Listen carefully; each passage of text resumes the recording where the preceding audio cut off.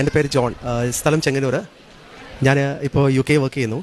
ഒരു 5 ഇയേഴ്സായിട്ട് ഞാൻ യു കെയിലാണ്. ഇപ്പം ഞാൻ ആക്ച്വലി ആദ്യമായിട്ട് ഇവിടെ ഉടമ്പടി എടുത്തത് 2022 ഇവിടുന്ന് പോകുന്നതിന് മുമ്പ് എൻ്റെ പ്രൊഫഷനിൽ തന്നെ ഒരു ജോലി എനിക്ക് അവിടെ യു കെ ലഭിക്കണം. അതിനുവേണ്ടിയായിരുന്നു ഞാൻ ഉടമ്പടി എടുത്തത്. എനിക്ക് അവിടെ ചെന്ന് എൻ്റെ സെയിം പ്രൊഫഷനിൽ തന്നെ എനിക്ക് ജോലി കിട്ടി. അതിനുശേഷം വേറൊരു ഓഫീസിൽ എനിക്ക് ജോലി കിട്ടി. എന്നെ കഴിഞ്ഞ വർഷം 2024 എൻ്റെ ഓഫീസിലുള്ള 4 പേരെ നിരന്തരമായിട്ട് എന്നെ ശല്യം ചെയ്യുകയും എന്നെ അവിടെ നിന്ന് പുറത്താക്കാൻ ശ്രമിക്കുകയും അവർ ടെർമിനേഷൻ ലെറ്റർ എനിക്ക് തരികയും ചെയ്തു.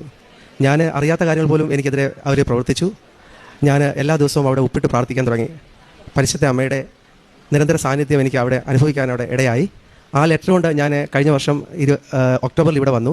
ജോസഫ് അച്ഛന് ആ 4 ടെർമിനേഷൻ ലെറ്ററും ഈ നടയിൽ വെച്ച്, മാതാവിൻ്റെ നടയിൽ വെച്ച് പ്രാർത്ഥിച്ചു. എന്നെ ബ്ലെസ് ചെയ്ത് പ്രാർത്ഥിച്ചു. ഞാൻ തിരിച്ചു ചെന്നു.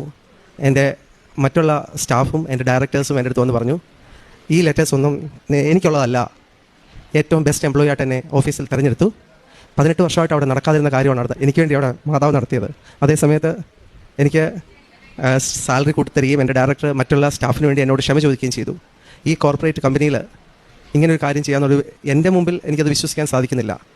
പിന്നെ അതുപോലെ തന്നെ എല്ലാ ദിവസവും രാവിലെയും വൈകിട്ടും ഉടമ്പടി പ്രാർത്ഥന ഞാൻ വീട്ടിൽ ചൊല്ലും. എൻ്റെ വൈഫ് ഇവിടെ വന്ന് ഉടമ്പടി എടുത്തതിൻ്റെ ഫലമായിട്ടാണ് OET എഴുതി പാസ്സായി. ഒരു മാർക്കിൻ്റെ കൂടുതൽ അവർക്ക് OET കിട്ടി. പെട്ടെന്ന് തന്നെ UK 2020 ഇവിടുന്ന് പോകാൻ സാധിച്ചു. 2021 ഞാനും എൻ്റെ കുഞ്ഞുങ്ങളും ഇവിടുന്ന് പോകാൻ സാധിച്ചു. പിന്നെ അതുപോലെ തന്നെ ഞങ്ങൾക്ക് കൂടുതലായിട്ട് ആത്മീയമായിട്ടും ഭൗതികമായിട്ടും എല്ലാം പരിശുദ്ധ മാതാവിൻ്റെ മധ്യസ്ഥതയിൽ അനുഗ്രഹങ്ങൾ ഉണ്ടായിക്കൊണ്ടിരിക്കുന്നു. ഞങ്ങൾ നിരന്തരം ദൈവത്തിൽ ആശ്രയിച്ച് കൂടുതൽ പള്ളിയോടും പ്രാർത്ഥനയിലും കൂടുതലായിട്ട് ജീവിക്കുന്നു, വിശുദ്ധിയിൽ ജീവിക്കാൻ സാധിക്കുന്നു. അതുപോലെ തന്നെ എനിക്കെതിരെ ഓഫീസിൽ പ്രവർത്തിച്ചിരുന്ന, എനിക്ക് ടെർമിനേഷൻ ലെറ്ററും എല്ലാ കാര്യങ്ങളും ചെയ്ത 4 പേരും ഓഫീസിൽ നിന്ന് അവിടെ നിന്ന് മാതാവ് തന്നെ വിട്ടു എന്ന് തന്നെ പറയാം.